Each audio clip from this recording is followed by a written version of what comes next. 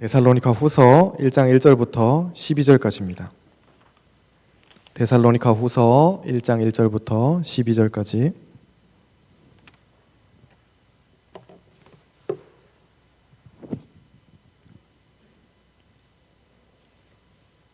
데살로니가 전 후서의 배경은 여러분들이 아시는 대로 고난받고 있는 중에 고난을 견딜 수 있는 원동력입니다. 예수님이 다시 뭐 하신다? 다시 오신다는 겁니다. 다시 오시는 그 주님 때문에 나는 항상 뭐 할 수 있다? 기뻐할 수 있고, 다시 오시는 주님을 생각하면 나는 쉬지 말고 어떻게 할 수 있다? 기도할 수 있고, 내 앞뒤 좌우의 상황이 다 막혀 있지만은 다시 오실 주님을 생각하면 나는 모든 일에 무엇할 수 있다? 감사할 수 있다. 그렇게 해서 전서를 마쳤어요. 첫 번째 편지를 마치고 바울이 두 번째 편지를 씁니다. 제가 1절을 읽겠습니다. 바울과 실로아노와, 이 신라입니다. 실로아노는 바울과 실로아노와 디모데는 하나님 우리 아버지와 주 예수 그리스도 안에 있는 데살로니가인의 교회에 편지하노니 은혜와 평강이 너희에게 있을지어다.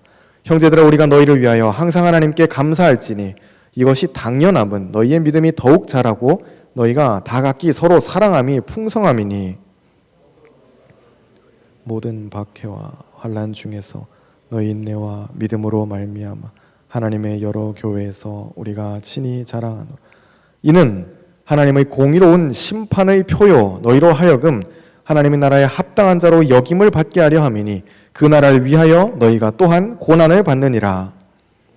환난을 받게 하는 자들에게 환난으로 갚으시고 환난을 받는 너희에게는 우리와 함께 안식으로 갚으시는 것이 하나님의 공이시니, 주 예수께서 자기의 능력의 천사들과 함께 하늘로부터 불꽃 가운데에 나타나실 때에 모르는 자들과 우리 주 예수의 복음에 복종하지 않는 자들 형벌을 내리시리니, 이런 자들은 주의 얼굴과 그의 힘의 영광을 떠나 영원한 멸망의 형벌을 받으리로다. 그의 성도들에게 영광을 받으시고 모든 믿는 자들에게서 놀랍게 여김을 얻으시리니 이는 우리의 증거가 너희에게 믿어졌음.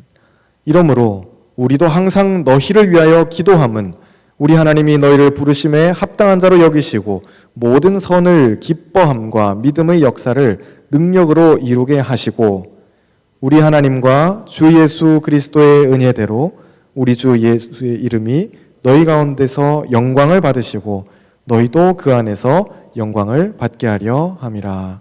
아멘. 네, 하나님께서 저와 여러분에게 은혜를 주실 줄로 믿습니다. 우리 오른쪽 왼쪽에 있는 형제 자매들 이렇게 한번 축복하겠습니다. 하나님 당신을 사랑하십니다. 네, 우리가 마지막 절에 읽었던 예수님이 우리를 통해서 영광을 받으시는 것은 뭐 이해가 되는데, 그분이 영광을 받으실 때 우리도 영광을 누린다는 말은 조금 어렵습니다. 내가 영광을 누린다는 것은 어떤 것일까를 생각해 봤을 때 조금 쉽게 이야기하면 내가 예수님 안에서 잘 되는 것입니다. 내가 예수님 안에서 복 받는 것이고, 내가 예수님 안에서 형통하는 것이고, 내가 예수님 안에서 사람들 앞에 드러나는 그것이 하나님으로부터 영광을 받아서 누리는 것이죠. 자녀에게 있어서 부모의 존재는 굉장히 절대적입니다. 여러분들은 이제 20대가 되고 30대가 됐으니까 여러분의 엄마나 아빠를 봤을 때 이제 느낌이 있겠죠.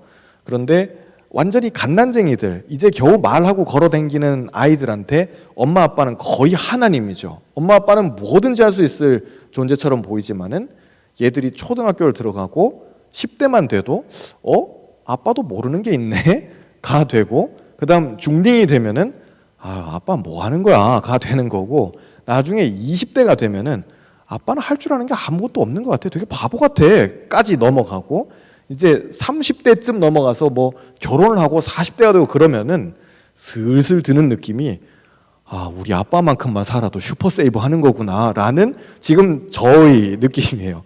저도 20대 때 10대 때는 아버지를 생각했어요. 제 아버지를 생각했을 때 아빠는 도대체 뭐 하는 거지? 라는 좀 이런 느낌이었는데, 결혼하고 가장이 돼서 보니까, 여러분들도 이제 뭐 결혼을 하시겠지만은 결혼하고 가장이 됐었을 때 느낌은 그냥 아빠 정도만 살아도 되게 잘 사는 거구나. 이게 어떤 재물의 이야기를 하는 게 아니라 아빠 정도만 살아도 가정 잘 꾸리고 자기 일하고 밥벌이 하면서 이제 동네에서 잘 살았던 거구나를 생각하는 겁니다. 그런데 이 부분에 대해서 부모가 왜 자녀에게 절대적인 존재가 될 수 있을까를 좀 신학적으로 생각하는 분이 있어요. 그런데 그분이 하셨던 이야기는 무엇이냐면은 부모가 왜 그렇게 절대적인 권위를 누릴까 자녀에게, C.S. 루이스의 이야기입니다. 하나님께서 당신의 영광을 부모에게 조금 나누어 주셨다는 거예요. 부모는 사실 인간입니다. 그렇죠? 여러분의 어머니 아버지는 다 인간이잖아요. 밥도 먹어야 되고 잠도 자야 됩니다. 그런데 하나님께서 당신의 영광을 아주 조금 부모에게 나눠주셨더니만은 자녀인 우리가 봤었을 때 엄마 아빠가 와, 엄마 아빠는 슈퍼맨이야 가 되는 거죠. 아직 제 딸에게는 저의 존재는 거의 뭐 슈퍼맨일 거예요. 아빠가 이렇게 540도 돌려앉기 하고 뭐 그런 게 가능하니까 아직까지는. 그런데 그런 아빠를 보다가 이제 이 아빠가 왜 그렇게 보일까요? 아빠가 해달라 그러면 아빠 다 해주고 안아주고 먹여주고 입혀주고 다 되는 것은 제가 무슨 탁월한 아빠여서가 아니라 하나님이 아빠에게 당신의 그분의 영광을 아주 조금 나눠주셨다는 거예요. 하나님이 영광을 나눠주십니다. 여러분도 그 나눠주시는 영광을 누리기를 원해요. 데살로니가 교회의 이 영광이라고 했을 때, 빛남이라고 했을 때 반짝반짝 막 그림자가 빛이 나는 거예요. 그냥 고지고대로 해석하면 그러겠죠. 그림자가 빛이 나는 거예요. 반짝반짝 막 빛이 나는 거예요. 그런데 우리가 그냥 있기만 해도 어떻게 빛이 날까요? 그분이 우리에게 영광을 나눠주실 때 가능한 거예요. 하나님의 일을 할 때, 하나님의 영역 안에 있을 때, 그분 안에 있을 때, 예수 안에 있을 때 하나님은 하나님의 영광을 우리에게 나눠주십니다. 다른 종교는 기본적으로 이 복을 구하죠. 우리 기독교도 당연히 복을 구합니다. 그렇죠? 오죽하면 하나님 만복의 근원이 되신 하나님 이렇게 막 뿌리부터 자르고 들어가잖아요. 우리는 뿌리부터 이렇게 파고 들어가는 아주 지독한 종교예요. 뭐 남의 종교처럼 복 좀 주세요 이게 아니라 하나님 만복의 근원이 되시니까 그 원어는 하나님 만복의 근원이 되신다 그럴 때 하나님은 복의 뿌리십니다라고 이야기하는 거예요. 그분으로부터 복이 시작되는 거예요. 그런데 다른 종교는 복을 받고 싶습니다. 나에게 오는 어떤 액운을 피하고 싶습니다. 이렇게 이야기하지만은 우리의 기도도 그렇죠. 대부분의 기도가 하나님 나 요거 좀 되게 해주세요. 복 달라고 하는 기도잖아요.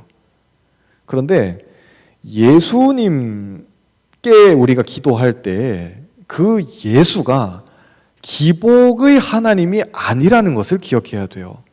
우리가 달라고 하는 대부분의 복은 예수님과는 해당 사항이 없는 거예요.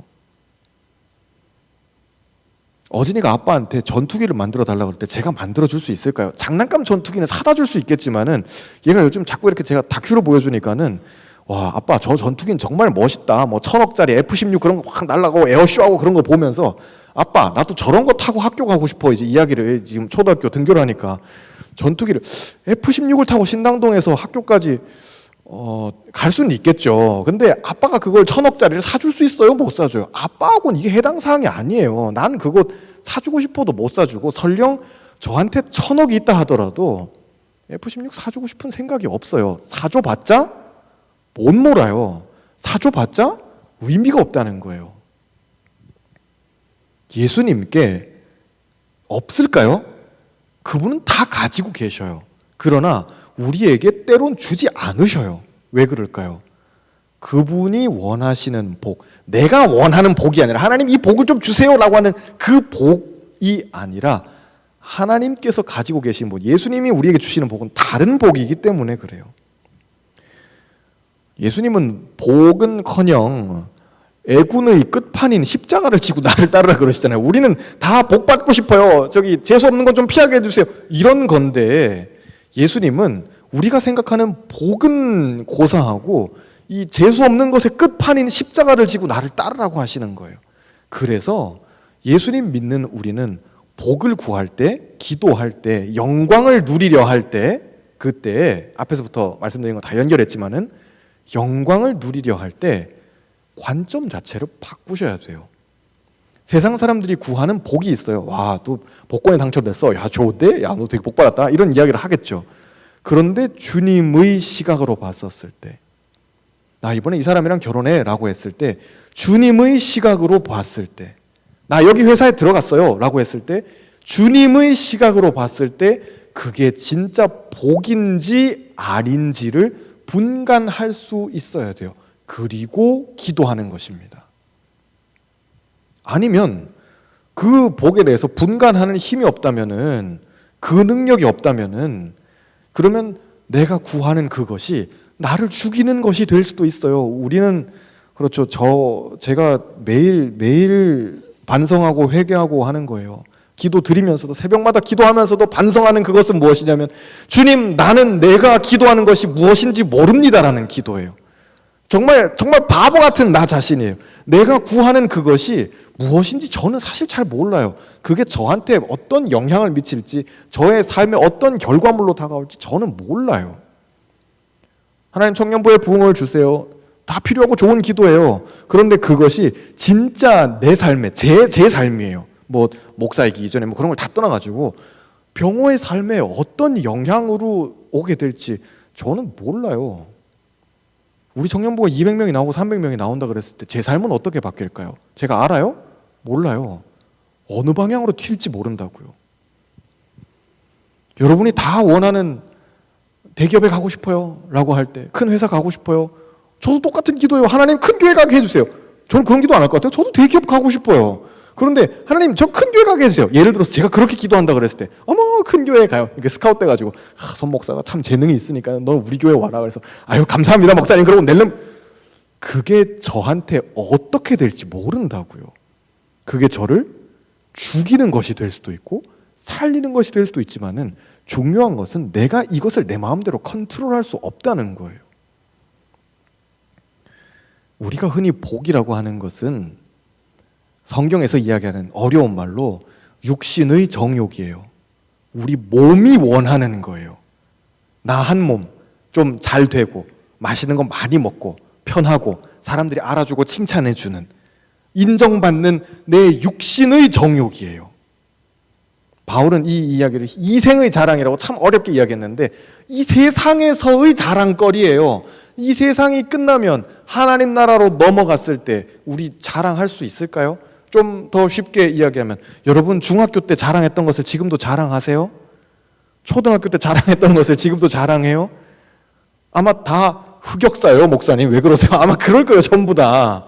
저도 흑역사가 있거든요. 저도 초등학교 때 흑역사가 있고, 중학교 때, 고등학교 때 여러분들한테 안 보여주고 싶은 그런 사진들이 있어요. 그런데 되게 그때는 막 자랑스럽게 막 이렇게 찍었던 그런 사진들이 있어요. 고등학교 때 한참 막 이렇게 미쳐 날뛸 때 그때의 그 사진들, 친구들하고 막 이렇게 선생님 골려 먹고 장난치고, 선생님 교탁에다 개구리 집어넣고 막 자랑스럽게 뭐 이런 말도 안 되는 이야기들을 하면서 자랑스러워했던 그 순간을 지금은 감추고 싶은 거예요. 여러분이 다 졸업하고, 이 세상 졸업하고 하나님 나라로 들어갈 때 세상에서 자랑했던 그것들 하나님 나라에서는 숨기고 싶어질 거예요. 바울은 데살로니가 교회를 자랑해요. 나는 너희를 자랑해. 최근에 누가 발표했던 노래 중에 나는 이미 너를 자랑해 뭐 이런 노래도 있던데, 자랑하는 거예요. 아끼고 사랑하고 드러내고 싶은 거죠. 우리는 뭘 자랑하고 있나요? 저나 여러분은 뭘 자랑하고 있죠? 나 자신? 아니면 나와 연관된 어떤 것들? 아니면 내가 이루어놨던 것들? 뭐 그런 것들을 자랑할 수 있잖아요. 자랑한다는 것은 내가 목표점에 가까워질 때 가능해요. 여러분 다 가고 싶은 골이 있잖아요. 목표점이 있어요. 나는 멋있게 살고 싶어요. 아 그래? 멋있게 산다는 건 어떤 거야? 돈을 그냥 많이 벌고 싶어요. 아니면 되게 바쁘게 사는 커리어 우먼이 되고 싶어요. 아니면 많은 사람들과 인간관계를 쌓고 싶어요. 뭐 많은 사람들에게 영향력을 끼치는 그런 사람이 되고 싶어요. 든지 아니면 뭐 저는 텀블러를 그냥 많이 모으고 싶어요. 뭐 어디 벅스 그런 사람도 있어요. 그래서 텀블러를 많이 모아놓고 그걸 이렇게 인스타에다 올리고 그런 친구들도 있더라고요. 그걸 난 텀블러를 그렇게 많이 모아놓고 인스타에 왜 올리지? 근데 그건 자기의 자랑인 거예요. 그게 만약에 창피하면 여러분 올리겠어요? 안 보여주고 싶으면 안 올리겠죠. 여러분 아침에 일어나고 난 다음에 5분 있다가 여러분의 얼굴을 찍어서 인스타에 올리고 싶으세요? 아무도 그렇게 하고 싶어 하지 않아요. 저도 그래요. 왜? 자랑할 게 없으니까요. 자랑할 게 없다는 걸 우리는 알고 있어요. 그런데 우리의 얼굴을 자랑스럽게 페이스북이나 인스타에 올릴 때가 있어요. 언제? 자랑할 만할 때. 어머, 오늘 화장이 잘 먹었네? 괜히 한번 찍어보면 그러면서 출근길 뭐 이러면서 되게 시크한 척 찍어가지고 올리는 거예요. 왜? 오늘 화장이 잘 먹었거든요. 자랑할 만한 거예요.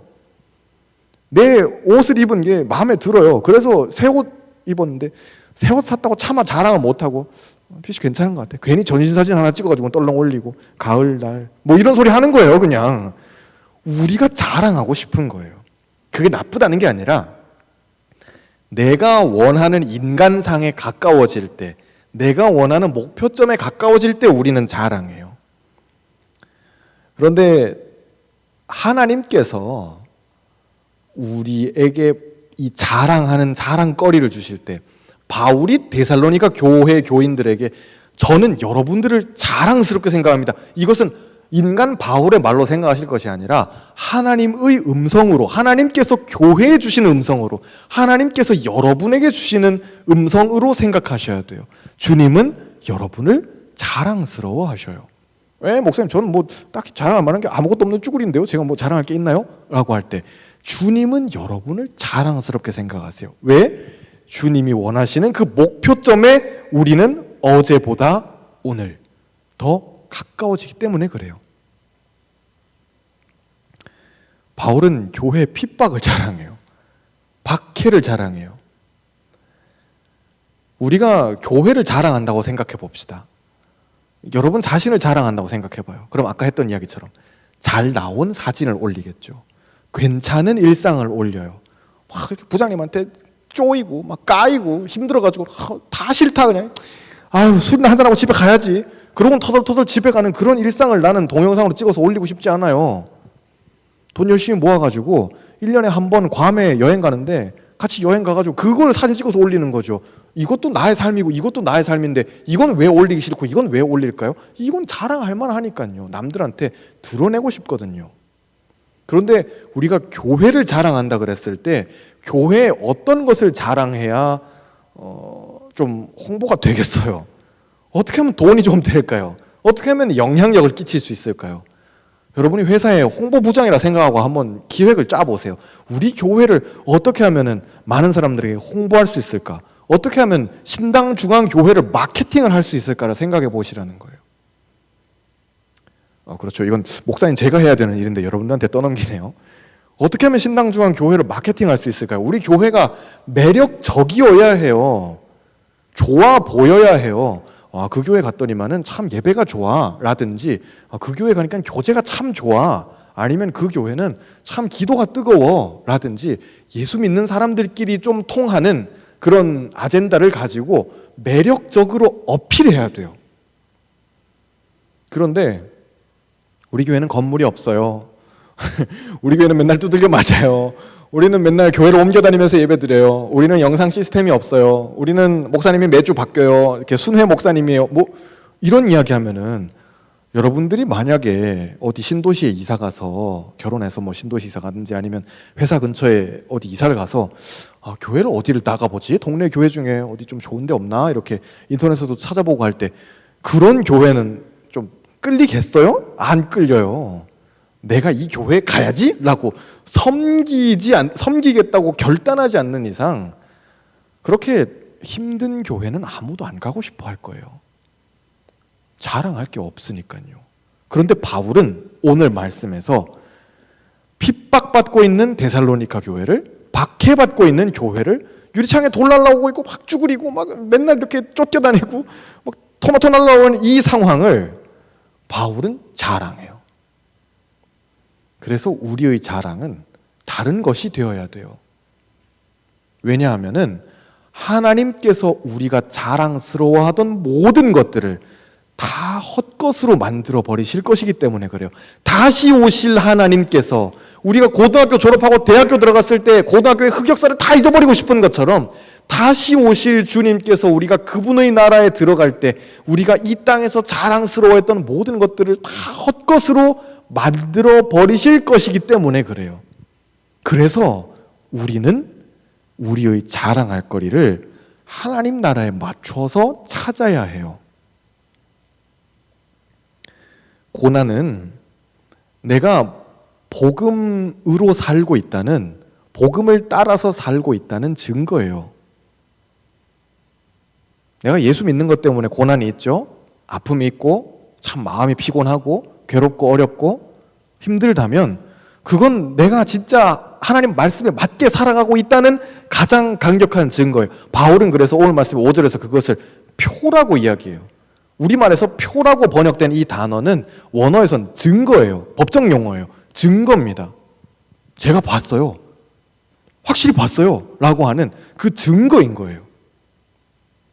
그런데 우리가 세상에서 고난당할 때 예수 믿는 것 때문에 직장에서 불이익 당하고 예수 믿는 것 때문에 학교에서 불이익 당하고 예수 믿는 것 때문에 세상 친구들 다 하는데 나 혼자 안 해가지고 왕따 되고 바보 되고 아니면 교회에서 나 혼자 일하는 것 같고 되게 상처받고 아프고 힘들고 어려울 때 그것은 증거가 돼요. 마지막 날 인간의 역사가 다 끝나는 마지막 날 법정 앞에서 재판장이신 하나님께서 그것을 증거 삼아서 우리에게 복을 주실 거예요. 아, 그거 내가 봤다. 너가 복음을 위해서 고난당하는 거, 복음을 위해서 핍박받는 거, 복음을 위해서 아파하고 눈물 흘리고 공동체를 위해서 힘들어했던 그 모든 것들을 내가 기억하고 있다. 재판장이신 하나님이 직접 말씀해 주실 거라고요. 그래서 우리는 심판을 기다릴 수밖에 없어요. 왜 그럴까요? 사람은 사람의 억울함을 풀어주지 못하기 때문에 그래요. 여러분이 억울한 거 저한테 많이 오셔서 이야기해 주셔도 돼요. 저는 되게 감사해요. 그런데 와서 이야기해 줘봤자 목사는 거기에 대한 아 그렇군요 라고 위로는 해드리고 기억하고 기도는 해드릴 수 있지만은 본질적인 답을 드릴 수는 없어요. 저도 인간이고 그리고 최종적으로 하나님이 마지막 날에 우리의 모든 눈물을 갚아주시고 하나님이 우리의 억울한 부분들을 해결해 주실 것이기 때문에 그래요. 그러면 아유 목사님 말대로라면 정말 세상에 믿을 놈 아무도 없네요 가 되는 게 아니라 마지막 날에 하나님이 우리의 눈물을 닦아주시는 그것이 우리의 원동력이 되어서 우리는 거꾸로 내가 고난을 당하고 있구나. 내가 마음이 참 예수님 때문에 어렵네. 야 내가 청년부 때문에 참 마음이 어렵구나. 교회 때문에 마음이 어려운데 이건 나한테 증거가 되고 자랑거리가 되는 거예요. 내가 재판에서 이길 때 이 증거가 필요해요. 그렇다면 난 이 증거를 자랑스럽게 드러낼 수 있어요. 그렇겠죠? 어떻게 해서든 증거를 찾아가지고 해야지 내가 재판에 이길 테니까. 그런데 내가 이 증거와 상관없는 사람이라면 그럼 나는 어떻게 해서든 이 증거를 묻어버리려 그럴 거예요. 이 증거 드러나면 내가 져. 그러니까 난 묻어버릴 거야 가 되는 거죠. 예수님 믿는 사람은 그리고 복음에 맞춰서 살아가려 하는 사람은 오늘 말씀에서는 하나님 나라에 합한 자다라고 그렇게 바울이 이야기했는데 하나님 나라에 딱 맞는 사람이에요. 왜 미국 들어갈 때 이제 비자 받을 때 보면은 그런 이야기들을 하잖아요. 뭐 많은 서류들을 써요. 저도 이렇게 한번 봤었는데 뭘 되게 많이 쓰더라고요. 왜 오세요? 뭐부터 시작해가지고 어떤 목적으로 오시는지 그리고 통장에 돈이 얼마나 있는지 미화로 환산해가지고 그러니까 거의 외국에서 오는 모든 외국인들을 잠재적인 불법 체류자 취급하는 거예요. 그런데도 기분 나쁘지 않으면 어떡해요? 난 미국에 가고 싶으니까 쓰는 거예요. 그런데 하나님 나라에 합한 사람이라고 했을 때 인간 나라도 거기에 맞춰가지고 이 나라에서 이 사람이 살만한 사람인지 불법으로 체류하면서 엉뚱한 짓 하진 않는지 그리고 이 사람 영어는 좀 할 줄 아는지 그런 걸 다 테스트해 보잖아요. 하나님 나라도 마찬가지. 우리가 이 땅에 살아갈 때 저도 하나님 나라 가고 싶어요 라고 하는 사람에게는 하나님이 끊임없이 그 나라에 맞는지 테스트해 보셔요. 고난을 주심으로써 십자가를 지게 하시면서 아픔을 주시면서 눈물을 흘리게 하면서 그것을 잘 감당하고 잘 넘어가면서 나의 것으로 이렇게 잘 소화시킬 수 있는지를 하나님 계속 테스트하셔요. 왜? 그 나라에 맞는지 비자 체크하는 거예요. 죄송하지만 연습 안 되어 있으면은 그 나라 들어가지 못해요. 이 나라에서 나 살고 싶은 대로 내 멋대로 살다가 이 세상 나라에서 내 멋대로 내 마음대로 살다가 고난하고는 아무 상관없고 뭐 핍박하고 박해하고 내 마음 아픈 거 내 눈물 흘리는 거 교회를 위해서 주님을 위해서 그것과는 아무 상관없는 삶을 살다가 그러다 하나님 나라 들어갈 수 있겠어요? 설령 들어간다 한들 그 나라의 핏에 내가 얼마나 맞겠어요? 영어 한마디도 못하는 저나 여러분을, 죄송합니다, 제가 여러분 중에 영어를 제일 못할 거예요. 줄리안 알아요. 근데 영어 한마디도 못하는 저를 그냥 떨렁 이렇게 미국이나 영국에 던져 놓으면 제가 그 나라에서 살 수 있어요? 못 살아요. 전 정말 못 살아요. 그냥 손흥민이나 보러 가겠지만 못 찾아갈 거예요. 아마 영어를 못하니까 못 사는 거예요. 그 나라에서는. 하나님 나라의 언어를 할 줄 모르는 여러분이 하나님 나라에 갈 수 있겠어요? 그 나라의 언어는 무슨 유창한 방언이 아니에요. 사랑의 언어예요.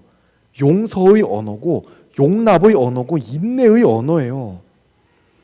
그 말 할 줄 모른다면은 여러분 외국어 테스트부터 일단 탈락이에요. 그런데 주님께서는 우리에게 끊임없이 사랑할 수 있도록 기회를 주세요. 영화 브루스 올마이티에서 보면은 그런 장면이 나와요. 그 떠났던 이제 브루스의 여자친구에게 하나님이 직접 나타나셔가지고는, 모간 프리먼이 하나님이었잖아요. 하나님 직접 짜잔 나타나셔가지고는 레스토랑에서 이제 여자친구가 뭘 하나 주세요. 뭐 메뉴를 대충 시켰어요. 그리고 그 서빙하는 할아버지가 나와가지고는 나왔습니다. 맛있게 드세요. 그러면서 이야기를 한참 하다가 하나님 자신의 이야기를 해요. 이 여자친구가 하소연을 했을 때 지금 남자친구랑 막 사이가 안 좋아가지고 싸웠어요. 어쩌고 저쩌고 우리의 관계는 이제 파탄 났어요. 다 끝났어요. 그리고 이제 어떻게 해야 되지? 뭐 이러고 있을 때 하나님이 이 여자친구에게 직접 하셨던 말씀이 어떤 거냐면은, 우리가 하나님에게 사랑할 수 있게 해주세요 라고 하면은 하나님이 우리에게 뿅 하고 사랑의 마음을 주실까, 아니면은 사랑해야 되는 상황을 주실까라는 거예요. 하나님 나에게 인내하는 마음을 주세요 라고 그렇게 하면은 하나님이 갑자기 나한테 없던 인내심을 쑥쑥쑥쑥쑥쑥 이렇게 자라게 하실까, 아니면은 인내해야 될 상황을 주실까라는 거죠. 하나님 저에게 용기를 주세요 라고 기도하면 용기를 짜잔 주시는 것이 아니라 용기를 발휘해야 될 상황을 주시는 거예요. 결정은 누가 하는 거예요? 내가 하도록 하나님이 자유의지를 오픈해 주시는 거예요. 우리가 하나님 나라에 들어가고 싶다고 할 때, 혹은 그분의 나라에 들어갈 때 그것이 고난당하는 것이고 그것이 교회를 위해서 핍박당하는 것이고 박해당하는 그것이라 할 때, 주님 저에게도 하나님 나라에 들어갈 수 있도록 고난을 이길 수 있는 힘을 주세요. 박해를 이길 수 있는 힘을 주세요. 지혜를 주세요. 감당할 수 있는 사랑의 마음을 주세요 라고 하면은 하나님 우리한테 마음을 주시는 게 아니에요. 왜 그럴까요? 애초에 우리를 하나님의 형상대로 사랑할 수 있게 만드셨어요. 짜잔 하고 만드셨다고요. 그렇기 때문에 그런 기도를 하실 필요가 없어요. 주님 제가 사랑할 수 있게 해주세요. 그러면 주님께서는 내가 미워할 수밖에 없는 상황을 주세요. 하나님 제가 저 사람을 사랑하게 해주세요. 정말 공동체에서 연약한 지체고 내가 품어줘야 되는 저 친구인데 주님 제가 저 친구를 사랑하게 해주세요. 그러면은 저놈이 꼭 나한테 와가지고 한 마디 푹 찌르고 도망가 버려요. 진짜 날 열받게 한다고요. 주님 우리 교회를 섬길 수 있게 해주세요 기도하면은 주님 어떤 상황을 주실까요? 정말 섬기고 싶지 않은 그런 상황을 귀신같이 주셔요. 그래서 우리의 마음을 참 어렵게 하시는 거예요. 그런데 우리는 분별해야 돼요. 그것은 마지막 날에 주님 오실 때 열리게 될 그 나라에 대한 비자 테스트예요. 바울은 오늘 그 이야기를 하고 있는 거예요. 세상에서 많은 복들이 있지만은 그 복 구하는 것이 아니라 하나님 나라의 복, 고난의 복, 어려움의 복, 공동체를 품으면서 눈물 흘릴 때의 그 복, 그 마음, 교회에 대한 그 애정, 그리고 한 영혼을 품고 내가 밥 사주고 차 사주고 좋은 말씀 보내주고 또 챙겨주고 그리고 예배 나오고 찬양팀 섬기고 또 부서에서 교사로 봉사하고 하면서 주님의 집을 위해서 애타하고 고민하고 하면서 짜잔 저는 고난을 자랑할 수 있습니다. 저의 고난을 저는 자랑합니다. 왜? 내가 하나님 나라에 딱 맞다는 맞다는 증거이기 때문에 그래요. 바라기는 우리 사랑하는 청년들 한 사람 한 사람이 꼭 그렇게 하나님 나라에 맞는 고난을 자랑할 줄 아는, 고난을 기쁨으로 받아들일 줄 아는 그런 여러분들 되시기를 주님의 이름으로 축복합니다.